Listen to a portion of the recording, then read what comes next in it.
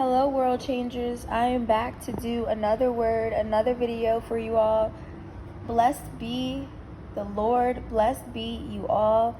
I'm praying for, restoration in your life. I'm praying for healing over you all and a season of transformation that's going to bring so much joy to your life. So I just felt led in my spirit to come on here and share with you all that some of you are getting ready to step into a season of joy, and you have to know that what your life looks like right now is based on how, one, you feel, and two, your faith. Okay, so in order to reap a spiritual harvest, in order to reap the fruits of your labor, your faith is going to be tested first. Your faith is going to be tested during tough times. Your faith is going to be tested, even though your circumstances might not look the best. God wants you to feel good about what's to come. God wants you to trust that He has better and more for you. And that's when you will start to see that in your life, right? So if you think about, planting seeds, right? For my gardeners, y'all already know what's up. For my people who got, plant trees in your yard, y'all already know what's cooking and the seeds that you sow and the greatness that comes out of that. And so when you plant blueberries, apparently if you plant a variety of them, right, if you plant like different kinds of blueberries, then new blueberries will grow they'll be sweeter, they'll be larger, like opposed to just planting the same blueberry seeds. If you plant a variety of blueberry seeds, then you'll create stronger blueberries out of that. And I use that analogy because just like the same thing with your life, right? If you have faith in God and you start getting closer to Jesus, you're going to start to see a harvest in your life. You're going to start to see a fruit, because all good things come from Christ. All good things come from God. And so building a spiritual relationship, right?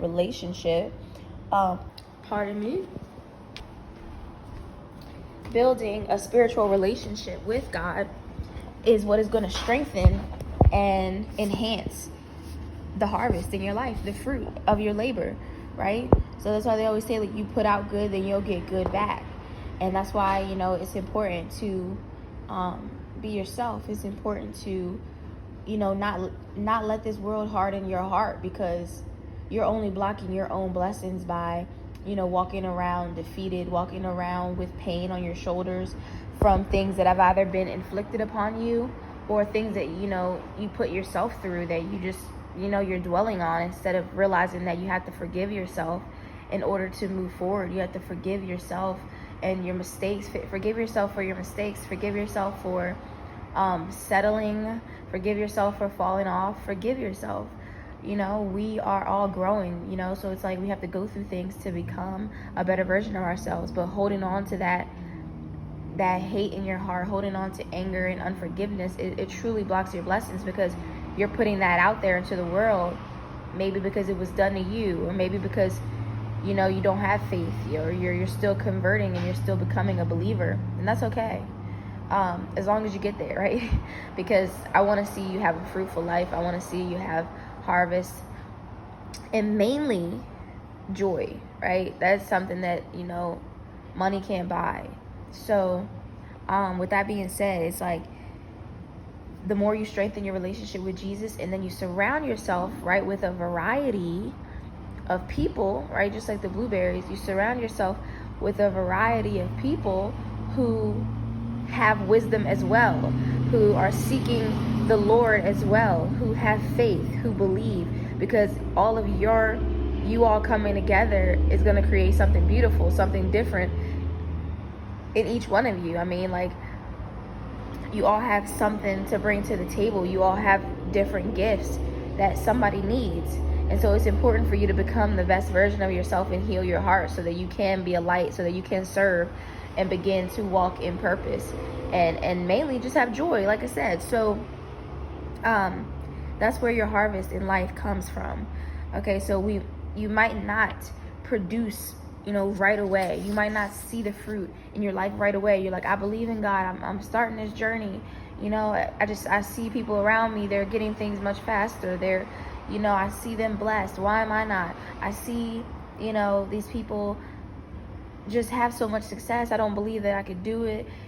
All these thoughts go through your mind. You start feeling unworthy. You start feeling like you've done too much wrong or something. But let me tell you that you haven't. God is not finished with you. That the moment that you decide to pick up your cross and turn your life around, that's the moment where it'll start to turn around. And you just got to pay attention. You got to pay attention, and you got to be grateful and appreciative of the little things. You have to really start to appreciate the little things.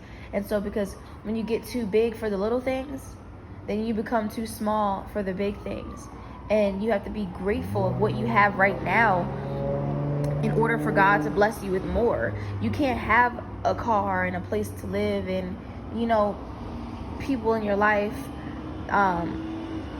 that love you, but you're still ungrateful. You can't say, oh, I want this, that person has this car, so-and-so has this job. Why don't I, et cetera, et cetera. You can't be ungrateful for what you have. One thing about me is no matter what I've been given in life, I've been grateful. Yes, we have our spoiled moments. We're spoiled, and that has to change. It's something that you learn to grow out of, basically. The entitlement, entitled feeling, and you start to develop grace, and it makes you more grateful for everything. And then sometimes God will put us through things. We'll go through things. Sometimes He put ourselves through things, and we're able to look back on it and be like, wow, I'm just grateful for peace. Just something as simple as peace is something that is just so much more value to me than money. Peace is just priority. You got to maintain your peace. You got to maintain your mental health, and it's important. Nobody's going to want it for you more than you have to, than you want it for yourself. So with that being said, basically don't look around. You can, but it's only going to stunt your growth because you're focused on everyone else. But when you take time to literally go to war with the man in the mirror, with the woman in the mirror, and work on yourself and figure out what it is that you need to really let go of so that God can bring more to your life, throw away those old clothes, throw away stuff, have faith, just little acts of faith. All God requires is that you have a seed of faith. And a seed the size of a mustard seed, right? Well, okay, let me say that a little bit better. Faith, so that it makes sense. Faith the size of a mustard seed, okay? That's all God is asking you to believe. Just start, just try it. Ask God for something, pray to Him, petition with Him, talk to Him, and ask Him for what it is. Ask Him to heal you from that addiction. Ask Him to heal you from that trauma. Ask Him to take your burdens away. Ask Him to remove anxiety from your life. Ask Him to provide you with a means of transportation. Ask Him to provide you with a job that's going to take you to your next level. Ask Him to make sure that this is the last Christmas where you're trying to figure out how you're going to shuffle up gifts for your loved ones. Ask Him to change your life. Ask Him to change you. And have faith the size of a mustard seed, and watch how He does it for you. Watch how He'll just start to do little things that you're just like, that was God.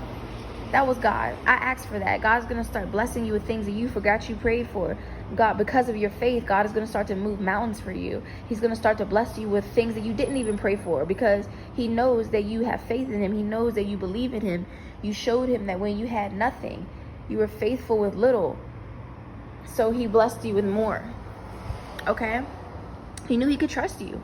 God wants some faithful servants. He wants some warriors, some soldiers, some people that have been through so much, that can inspire the youth, that can transform the minds of people who just have been stuck in a paradigm or stuck in the matrix and just haven't been able to break free from the box yet. But God, right? That's a sentence in itself. How many of y'all know that but God is a sentence in itself? Because there's so many things that God can transform in your life. There's so many ways that He can heal you. Our God is an unlimited God. Our God is a possible God. Everything is possible with God, right? Matthew 19 verse 26.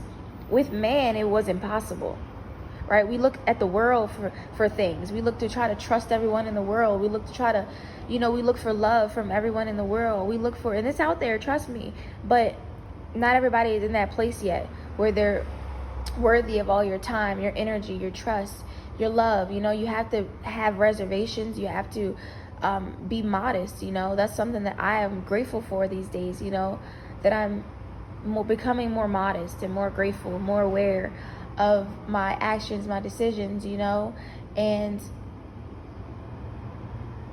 it's a blessing, really. So like I said, God trusts you. God wants to know that he can trust you with his kingdom. The kingdom is heaven on earth. The kingdom is all the great things in the world, right? But not of this world. But in the world, but not of this world. They come from God. And that's abundance. That's love. That's joy. That's peace. Excuse me. That's healing. That's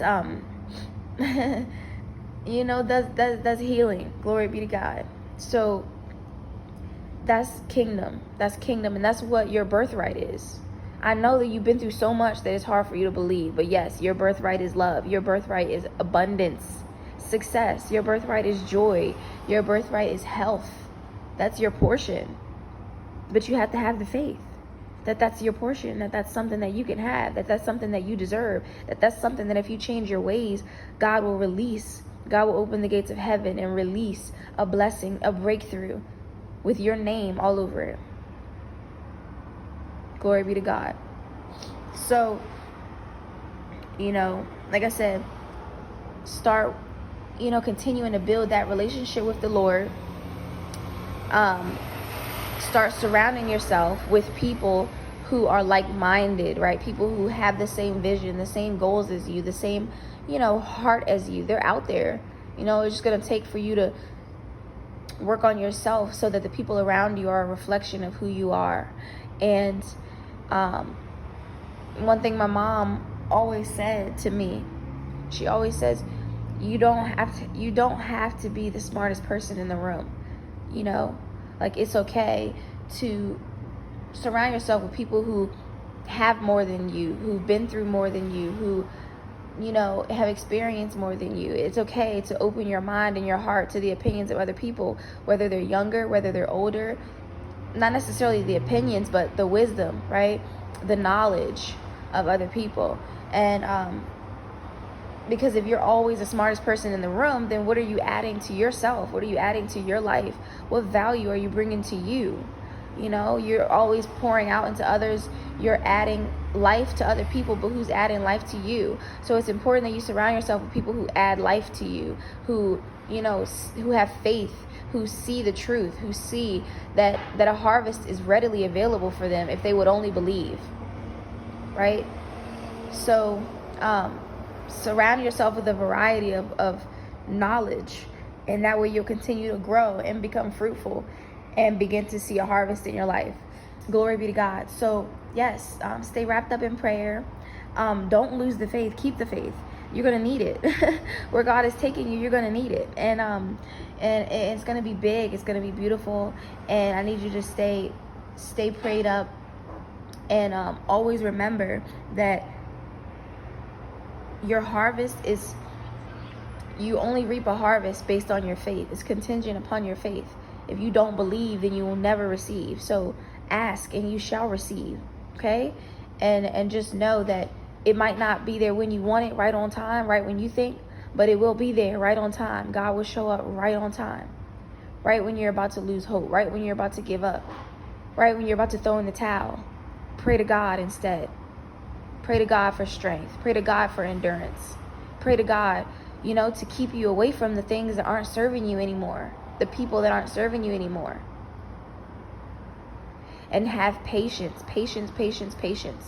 Have patience while you work, while you wait, while you trust in God, and just watch him show up in your life in ways exceedingly above all that you can think, ask, or imagine. So I love you guys. I pray that this word blesses you. Share this word of encouragement with someone that may need to hear it. If this word blessed you, like, comment, share, and subscribe. I would love to hear your testimonies. And just get ready for a season of joy. Get ready for a season of love and clarity. Okay? Be blessed. Until next time, world changers.